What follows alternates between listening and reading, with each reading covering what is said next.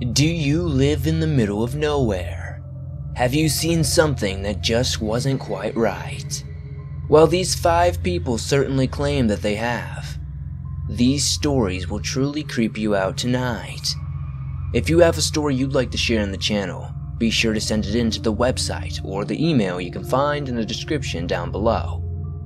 Now, let's get into these creepy stories from the middle of nowhere that'll surely give you nightmares tonight.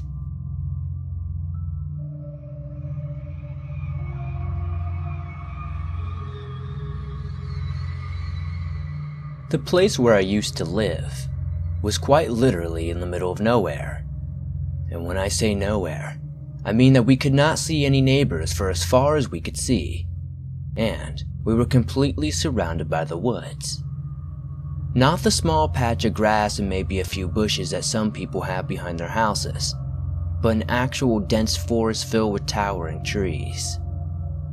But enough of the description and on to the story. So, this one day, one of my cousins was staying over at my house for a little while, and I had the not so brilliant idea to show him this random trail in the woods that I'd found. He didn't used to be the adventurous type that he is now, so I kinda had to force him to come with me and venture out into the deep forest, beyond the safety of my house. So anyway, as I was practically dragging him along, we finally got to the area I wanted to show him.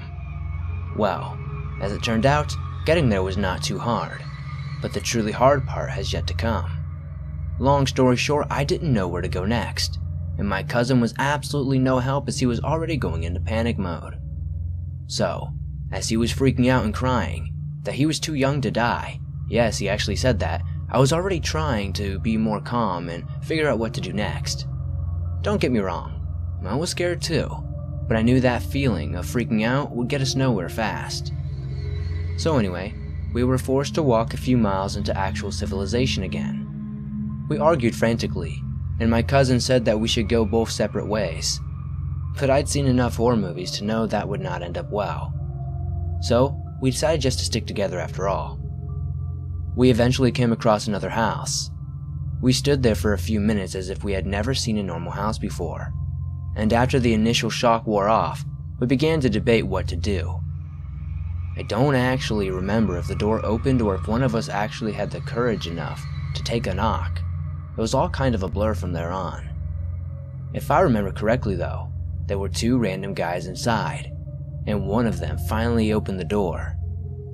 We told them our situation, about how we were lost, and they offered us to use their phone.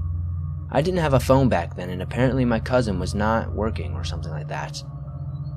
They also offered us to come inside and have water, so my cousin went in, and I was kind of reluctant.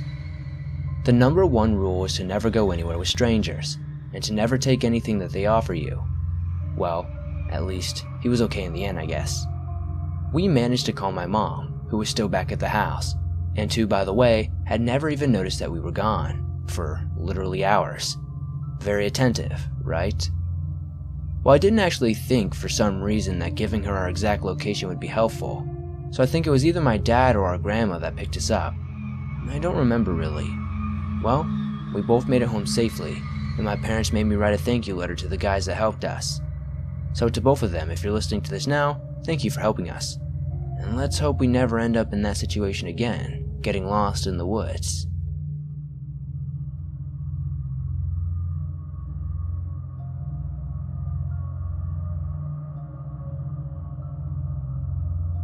When I was 13, I'm 32 now, my parents, my brother, and I moved to a 100-year-old schoolhouse. I mean, it was so old it didn't have indoor plumbing of any kind, but we made do. We were used to living rough in eastern Kentucky anyway. Our closest neighbor was the better part of a mile away. Well, it started with the huge windows. Back before electricity was a thing, they made the windows as tall as they could in the schoolhouses to let the light in as much as possible. Well, I was in the kitchen in a large Rubbermaid tub we bathed in. It definitely got the job done. It was nighttime, and I saw what I thought was a big black shadowy person sitting on the hill watching me. When he saw me, he seemed to have run off. My parents thought this was a kid from next door, but this was late at night, and he was kept on a short leash by his grandparents, and he did not fit what I saw in the least. But every so often at night, you'd see flashes of someone on the hill crouched down looking in. My mom finally put thick curtains up because it spooked us so much. One night, my parents were arguing. It was around 3 a.m. and my mom was being awful to my dad as she normally was. I was asleep, but was awakened by a sharp, loud knock at our front door. My dad got up and, bewildered, opened it to no one there. Apparently, it was tired of hearing my mom too. We were all scared. My mom walked me to my bus the next morning because I was terrified. My brother stayed home. While we waited, way off in the distance we hear the largest, loudest, all I can describe is yell, but it lasted for 30 seconds or more.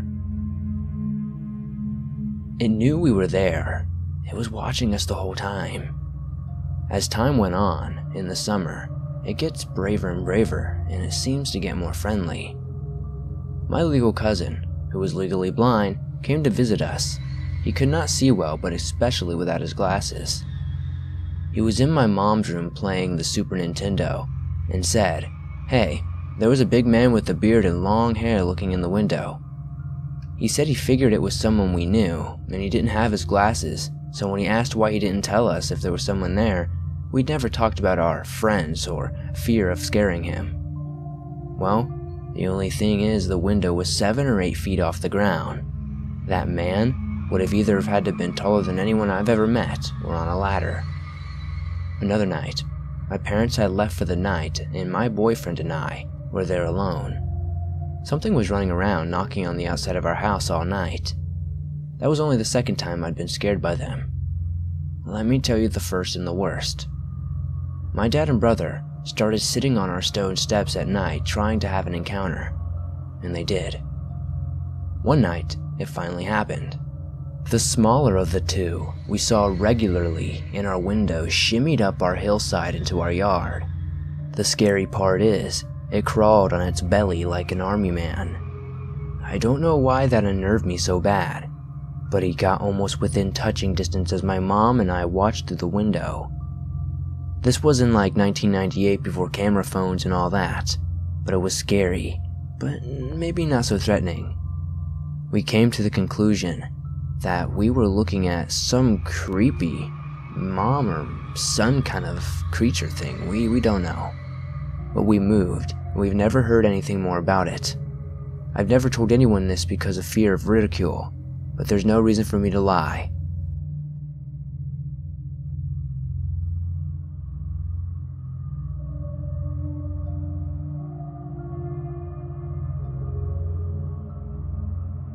One Saturday night, in the summer of 2010, I was hanging out with this girl named Amber.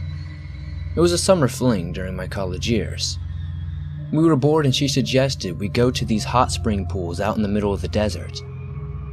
As it was already 10 p.m., it was kind of a dumb thing to do, but in the spirit of being young and carefree, we grabbed some beer and my pellet gun to shoot jackrabbits, way overpopulated in this area, and their eyes really shine in the headlights. We loaded into the car, drove for an hour, and then hit the dirt road. The dirt road was at least 30 miles long with no civilization, no other cars, no stores, no power lines even. We arrived at the hot springs. It was midnight as we pulled into the open dirt area right off the dirt road. I saw my first car in an hour, a white beat-down van with Cali plates. It was creepy. The shades were hanging on the windows, like there was a lantern out front, and an uneven sloppy set-up table. Garbage was randomly scattered on the ground. I was kinda wishing I had a real gun at this point. Right off the bat, not even seeing a person, my sirens were going off. I backed the car into the lots for unloading our camping stuff, and later unknown to be our escape. Amber and I got out of the car. "Hello, anyone here?" I yelled, hoping the van belonged to some majorly outdoorsy college student, and not some shameless homeless man. "Shh," Amber said. "They're probably sleeping." No one said anything, so we walked over to the hot spring pool within 20 or 30 feet from the van. Amber and I started undressing. I was sitting on the edge of the pool with my legs dipped in, and she was taking her shirt off. Right when we heard, "Oh, hey," in a creepy, whispery voice. She immediately threw her shirt back on, and I hopped out of the pool. Shining a light on the far side of it 15 feet away was a man partially peeking around a rock. "Holy crap, where did you come from?" I yelled. "Didn't you hear me yelling if anyone was here?" He replied, "I was underwater."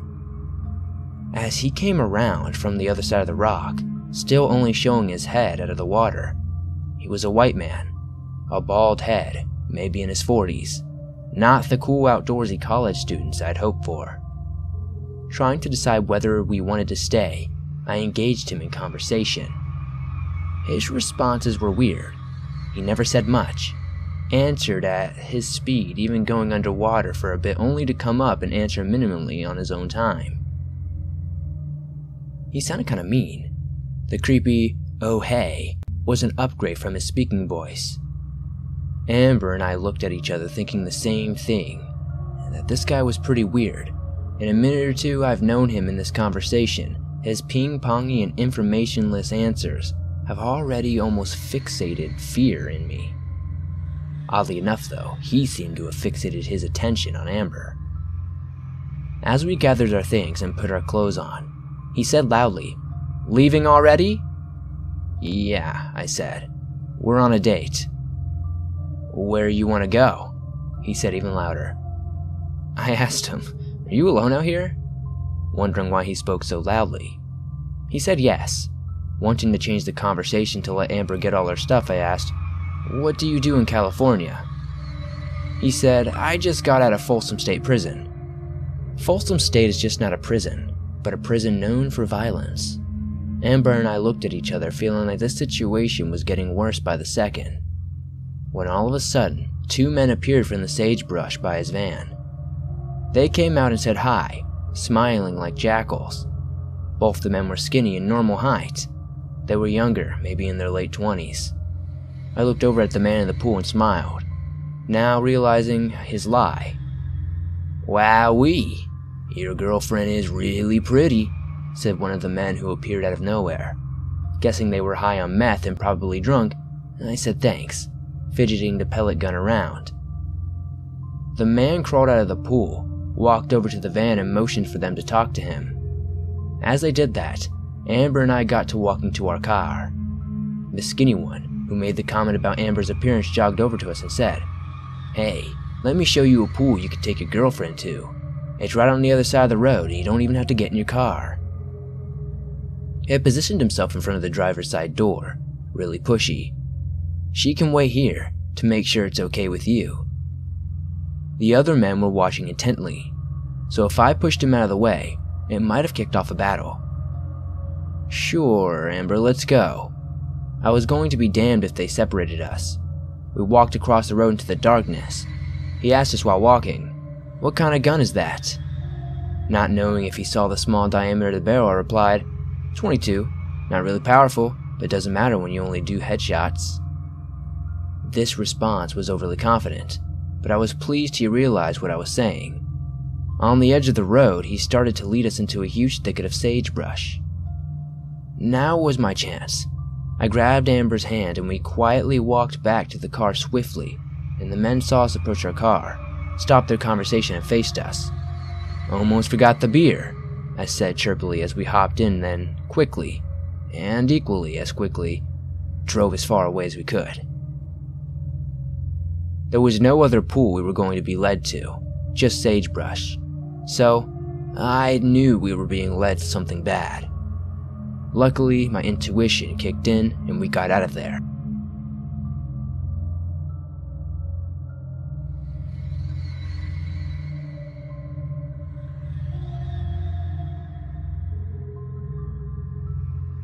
My boyfriend and I bought a house on the outskirts of the city, about 30 minutes away.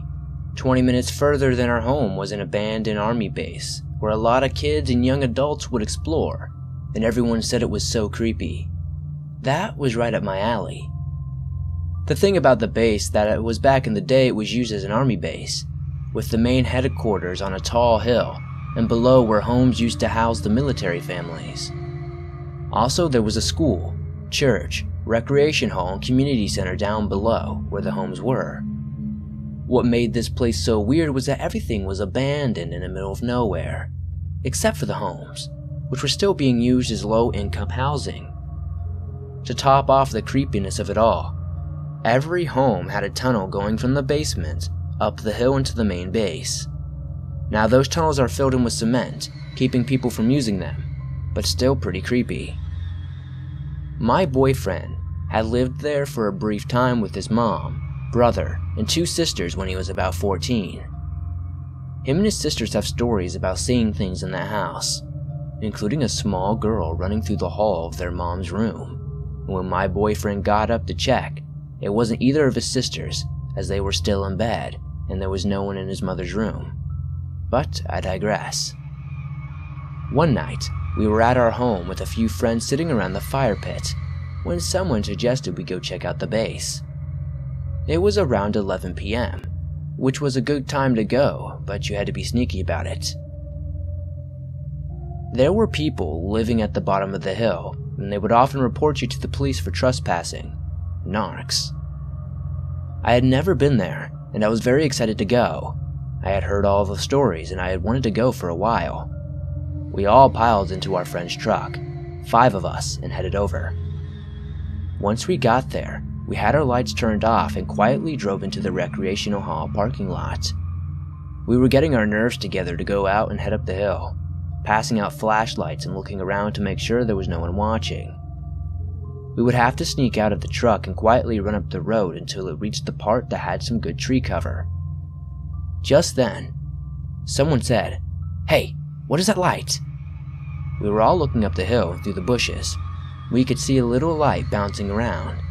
If we could see it for a few seconds, and then it would be gone behind the trees, then it would be back and then gone again. Finally, it was gone for good. We decided, it was weird, but let's go anyway. Just then, at the road going up the hill, where we were going to be going, just as the part where the trees cleared, we all saw something. We couldn't decipher what it was. A person? A shadow? It was moving. It was coming down the hill towards us. Then we saw it was 3 things. Shadows. People, or whatever. These 3 shapes looked a lot like soldiers. They each had what looked like rifles resting on their shoulders as they were walking. It was so dark all of us were freaking out. "That looks like soldiers," someone said, followed by, "Are they carrying guns?" We were at the army base and were all seriously considering that this was maybe 3 ghost soldiers.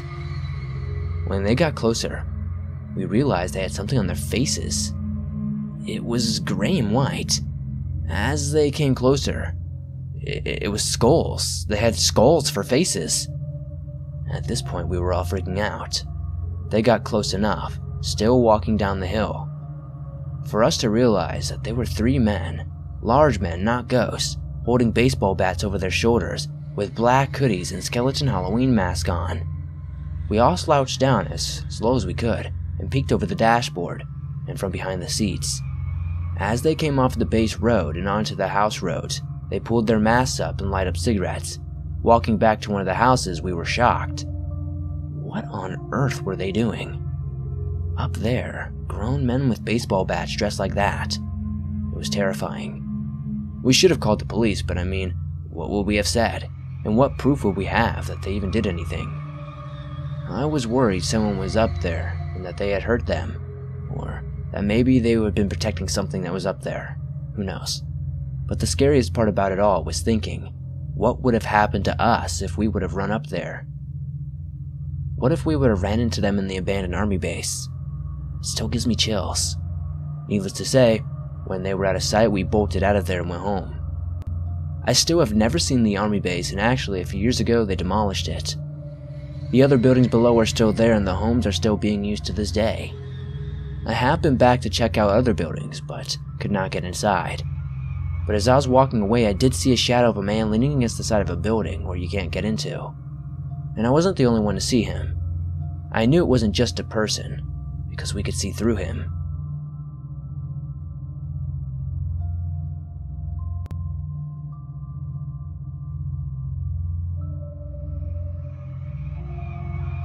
I live in Georgia, in a small town dubbed the Town of No Hope. We call it this because there is nothing really to do except to go to church, go to work, go to Walmart, and repeat. A little background for my story. This story takes place when I was 10 or so years old in a house that has no prior paranormal activity. I am 18 years old now, and this story still freaks me out. I do not want to give away my real name, so I'll just call myself Alice. I was in my room, taking a nap when I had a weird dream. In it, I saw a young teen girl in my room. I asked her, "Who are you?" And she smiled and walked out of my room. Before she did though, she said, "I'll see you in a few years, Alice." I woke up and thought it was a strange dream, but paid no heed to it. Later that week, my dad is talking to my mom and he says, "Hey honey, I had a weird dream last night." My mom answers asking what happened, and he replies, "I dreamed there was a young girl in our bedroom looking at us and she just left. She didn't say anything at all." I instantly felt cold all over. Even though I was only 10, I knew my parents might not believe me, so I decided to keep my mouth shut.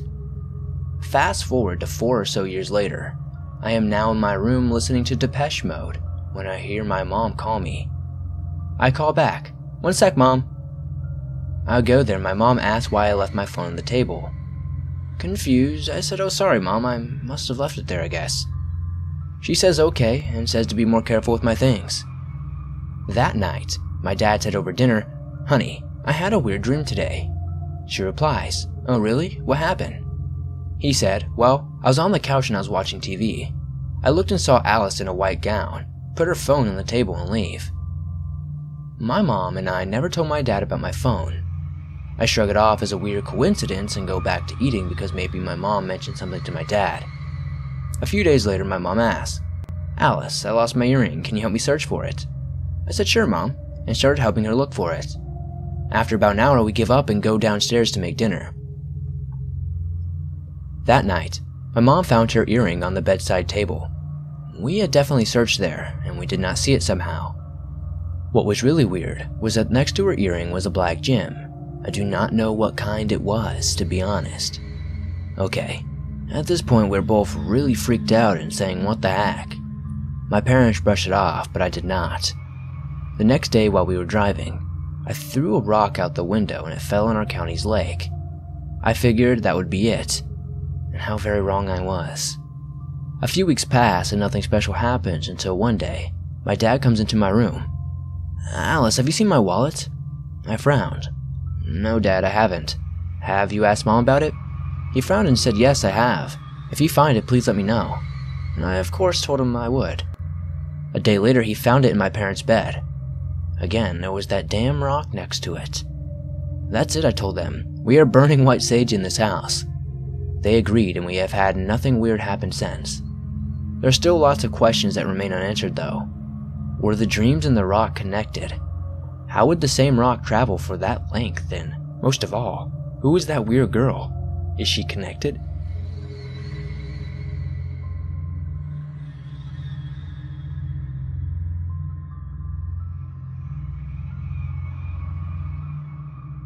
In 2015, my fiancée Chelsea was pregnant with our first child. We didn't know the sex of the baby, but had already been to the ultrasound. I decided to break the cycle and only drive for 2 weeks and come home for 2 days instead of the normal 4 weeks driving and 4-day home. This trip, she decided to come with me as she was feeling restless and wanted to see something new for a change. We were headed to Seattle from Chicago, which is a pretty easy run. Just stay on Interstate 90 and 94 headed west and you're golden. But being 28 weeks pregnant, my wife did need to stop more frequently to pee. The first few 100 miles went well. She got to see a few sights in the bathroom of many truck stops. We were about 150 miles into the trip at around Hardin, Montana when she said, "Do you see that? There's a woman standing in the ditch." I begin to comb the ditch but didn't see anything. We need to have your eyes checked, there isn't anyone there, I jokingly tell her. She follows a spot in the ditch as if she's really seeing something, and as we pass she looks behind us quickly, never taking her eyes off the spot. I ask her to describe the woman. She replied that she stood about 5'6", with long silky black hair braided into pigtails. She wore a brown gown with white spots all over it. She looked as if she had the skin of a Native American and she was gorgeous. I apologized for not seeing her, but in the back of my head, I thought my wife was just seeing stuff. We make it to Hardin, and of course my wife has to pee, and since it's after 4 p.m., we decide to park up for the night at the Loves in case we can't find a spot elsewhere. We park and she begins shaking her leg, trying not to pee herself while I grab our clothes for the shower. We get out of the truck and she's practically dragging me to the door when all of a sudden she stops dead in her tracks. Oh my god, that's her. I look up to see a young Native American woman, but she's wearing jeans and a shirt, and she's selling crafted beadwork. I ask my wife if she was talking about the woman standing behind the table. She says yes, but she's dressed differently, and I don't understand how she made it here before us when she was standing in a ditch pointing at the truck as we passed by. Wait, she pointed at the truck? I asked kind of curiously. Yeah, she fully extended her arm, balled at her fist, and pointed a finger at the truck as we were passing. My wife drags me to the table and begins casually browsing, trying not to look suspicious. The woman behind the counter looks visibly disturbed and nervous. A few moments of silence pass and the woman finally breaks the silence. Having a boy? My wife looks up nervously and mutters, We don't know. We wanted it to be a surprise. The lady looks down, grabs a small light blue and red beaded headband and says, Here, take this for your son. My wife hands the lady a 20, but she insists, No, I cannot take that, and hurriedly begins throwing her works haphazardly into a box, filling it up quickly and rushing to her SUV. My wife and I just stand there in awe as this woman drives away. We walk in, grab food, get a shower, and head back to the truck, not speaking a word the entire time. We are laying in the truck and my wife asks, Why do you think she believes we're having a boy? I make a joke saying she may have asked the spirits. My wife, not amused, rolls over and doesn't speak to me for the rest of the night. We finish the trip and head towards home, my wife faithfully gripping the headband the whole time, still not very talkative. We finally make it home, and for the 2 days I'm home, my wife locks herself in our bedroom. The 2 days pass and I leave for 4 weeks stretch, requesting my dispatcher to keep me in the southeast in case my wife goes into labor, so I will only be a day away from home. A week into my trip, my wife calls me and tells me that every night since I left she has had dreams about the Indian woman, that she was praying over her. I tell her it's probably just paranoia or something. We proceed to have our daily checkup conversations. The next 2 weeks pass of the daily normals, except each day my wife tells me she had another dream of the Indian woman praying over her body. Then one day, I get a call she's in labor. I quickly call dispatch, who have me drop my load on another driver and drive home. I get home just as the baby is getting ready to come out. As soon as I walk through the door, the doctor says push and the baby slides out almost effortlessly. And to our shock, and to the doctor's surprise, he says it's a boy. His first baby pictures were taken with the headband. My wife and I still don't know how the woman knew or even knew who we were, but in case she's listening, we thank you for the headband, and if anyone can explain all that, please do.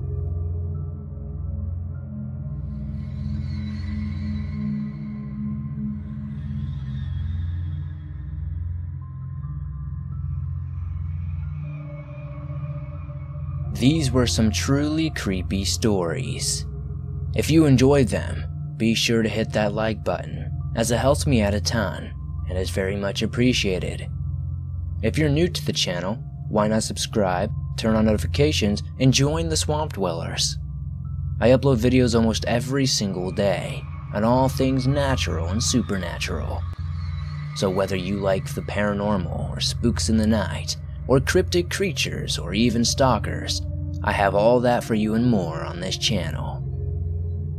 If you have a story that you'd like to share in a future video, be sure to send it in to the email or the website that you can find in the description down below. I would love to share your story. Also, I do have some brand new t-shirt designs if you want to buy a cool shirt or jacket for the winter season.